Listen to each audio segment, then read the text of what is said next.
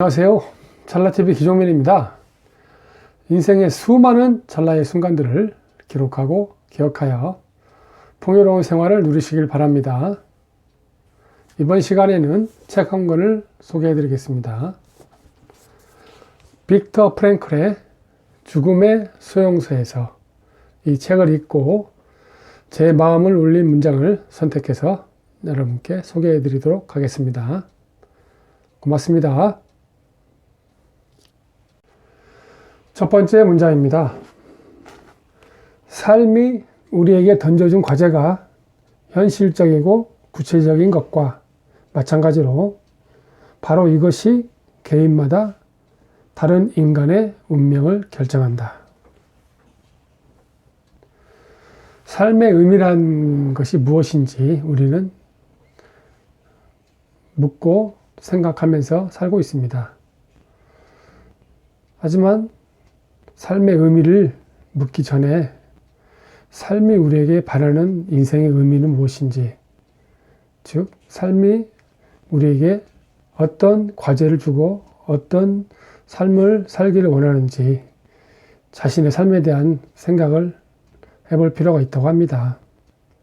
즉, 이 죽음의 수용소에서 동료와 가족들이 가스실에 들어가서 죽어 나오는 그런 인간으로서의 어떤 존엄성이란 찾아볼 수 없는 그런 수용소에서조차도 삶의 의미를 어떤 책임감이나 어떤 해야 할 나의 행동이나 태도로 내 삶의 의미를 생각해 봐야 되는지, 이 저자는 자신이 꼭 이루고 싶은 어떤 정신적인 저술 활동이나 하고 싶은 일에 대해서 생각을 하면서 그러한 삶의 의미를 찾았다고 합니다.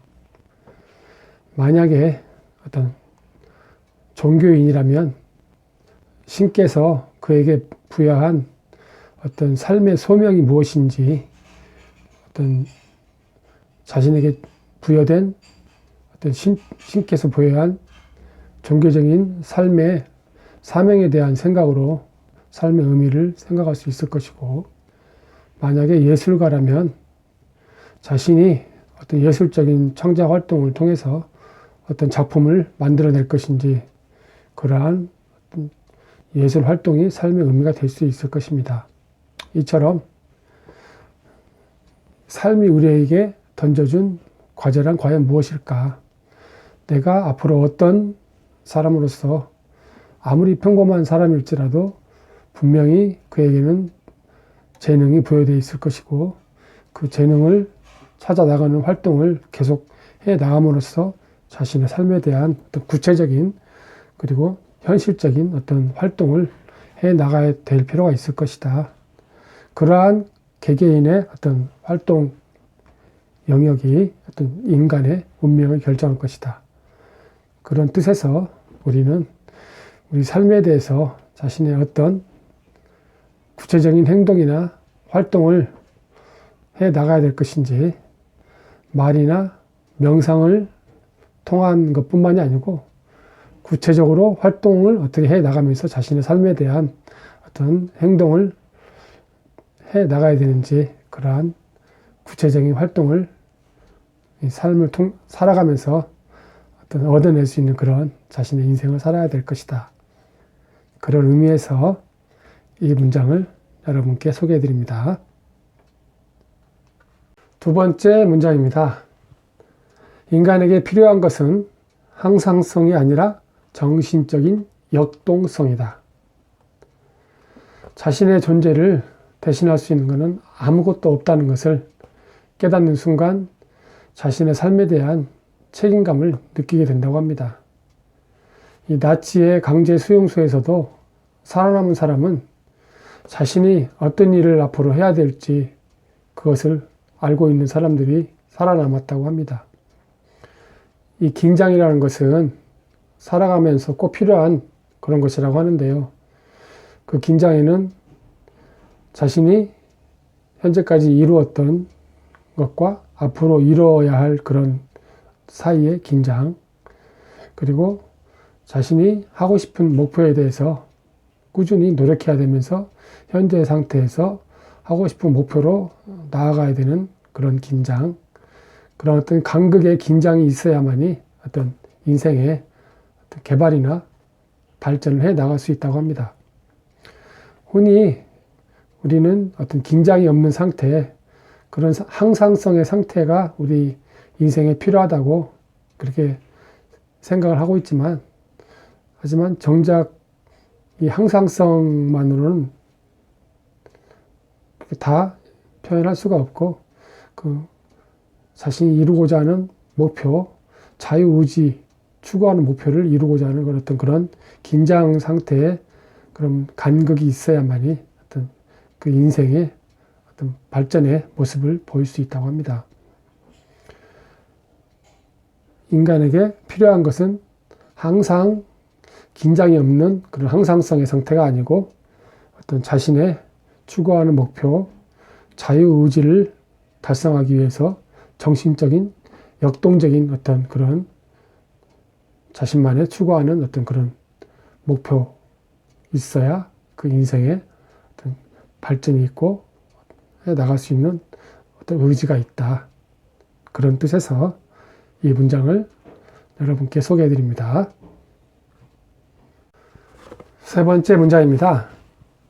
사람이 자기 자신을 잊으면 잊을수록 그는 더 인간다워지며 자기 자신을 더 잘 실현시킬 수 있게 된다. 이 사람은 어떤 자기 삶에서 책임감을 갖고서 살아야 된다는 말씀을 드렸는데요.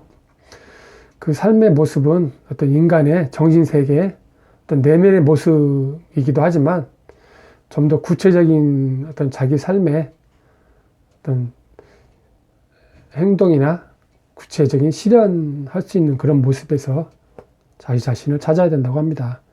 즉, 어떤 자기 자아 실현을 하기 위해서 그걸 더 신경 쓰고 더 노력하면 할수록 오히려 자아 실현에서 더 멀어지는 그런 결과가 온다고 합니다.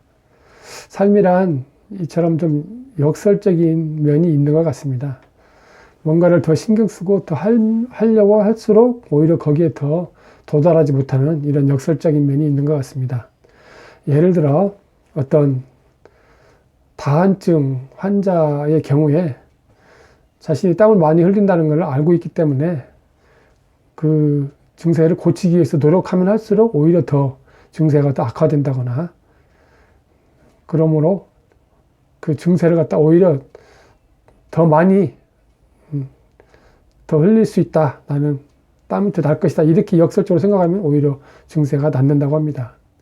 예를 들면 말을 더듬는 환자의 경우에 말을 더듬지 않기 위해서 노력하면 할수록 더 더듬게 되지만 말을 한번 더듬어 봐야 될 상황이 오면 오히려 더듬지 않게 된다고 합니다. 이처럼 어떤 역설적인 면이 있는 것 같습니다. 즉, 자기 자신을 잊고서 오히려 그거에 대해서 태연한 상태로 바라보거나 또 역설적으로 생각하면 오히려 더 그 자기 자신을 더 잘 알게 되고 더 실현시킬 수 있게 된다. 그러면서 여러분 생활하면서 자신의 어떤 인생에 대해서 때로는 어떤 역설적으로 어떤 반대의 어떤 상상을 함으로써 오히려 자신의 인생에 대해서 더 잘 알게 되고 더 잘 실현시킬 수 있게 되는 면이 있다. 이러한 점을 여러분께 소개해드리고 싶어서 이 문장을 선택했습니다. 마지막 문장입니다. 아무리 절망스러운 상황에서도 도저히 피할 수 없는 운명과 마주쳤을 때에도 삶의 의미를 찾을 수 있다는 사실을 잊어서는 안 된다.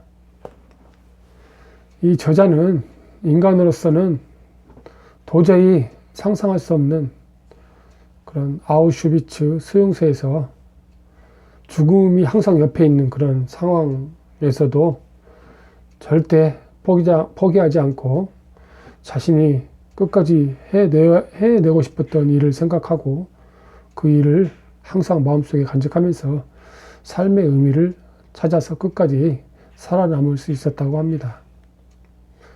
이, 이 시련이라는 것은 오히려 그 시련에 대해서 어떤 해석을 해석함으로써 본인이 그 시련을 이겨낼 수 있는 그런 상황을 만들 수 있다고 합니다. 예를 들면 사랑하는 가족을 꼭 다시 만나야 된다는 그런 희망을 갖고서 끝까지 생활한다거나, 이 저자처럼 자신이 이루고 싶은 일을 어떻게든 끝까지 이뤄야 되겠다는 그런 신념으로 끝까지 살아남는다거나, 이처럼 어떤 인간으로서의 도저히 생활할 수 없는 그런 상황, 현실에서도 결코 포기하지 않고 삶의 의미를 찾아서 끝까지 살아남을 수 있는 그런 마음을 가져야 된다고 합니다. 니체는 왜 살아야 하는지를 아는 사람은 어떠한 상황에서도 살아남을 수 있다고 말을 했다고 합니다. 이처럼 아무리 절망스러운 상황에서도 도저히 피할 수 없는 운명과 마주쳤을 때에도 삶의 의미를 찾을 수 있는 사실이 잊지 말아야 된다는 것을 이 책을 통해서 저는 이해할 수 있었고, 또 어떤 죽음의 수용소에서 그러한 어떤 어려움도 끝까지 이겨낼 수 있고, 어떤 두려움도 이겨낼 수 있는 그런 상황을 만들 수 있다는 사실을 깨닫게 되었습니다. 이 빅터 프랭클의 죽음의 수용소에서 책자 소개는 이번 시간으로 마치고, 다음 시간에 또 새로운 책을 여러분께 소개해 드리도록 하겠습니다. 지금까지 찰나TV 기종민이었습니다.